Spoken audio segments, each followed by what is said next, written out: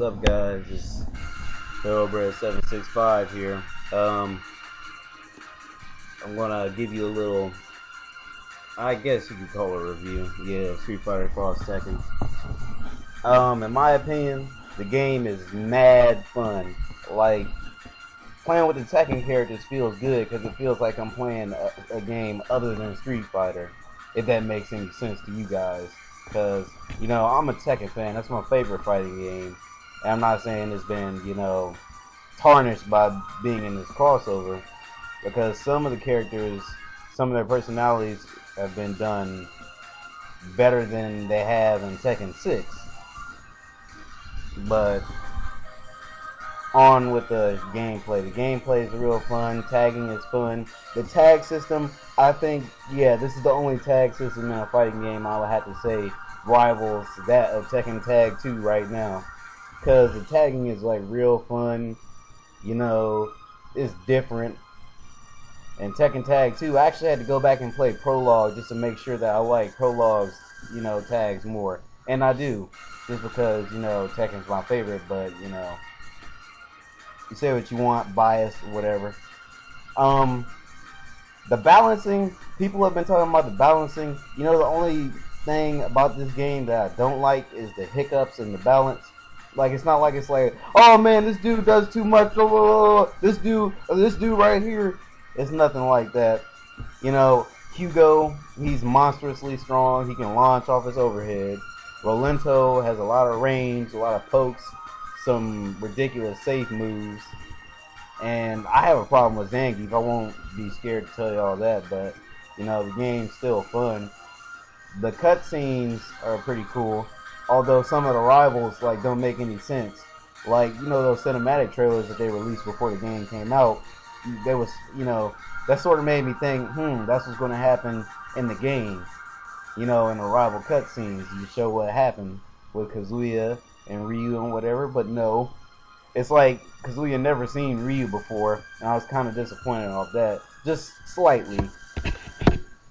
And some of the rivals don't make any sense at all. Like Jin and Shao, you got Cammy and Chun-Li, and who else got Cammy and Chun-Li?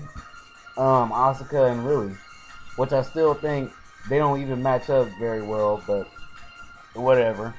Like, that's just an opinion. The game's online thing is similar to Street Fighter's. The challenges aren't too tough on Tekken side, but on Street Fighter side, I think they were a little bit unfair to Street Fighter's characters because it's a lot of links, and it's a bit harder. And they didn't even try and give the Street Fighter characters any extra moves, hardly. Like, Ryu got his third strike stuff back, and Juri didn't get anything new. Bison didn't get anything new. He got some new properties, but they didn't really charge characters. They're boring to play with.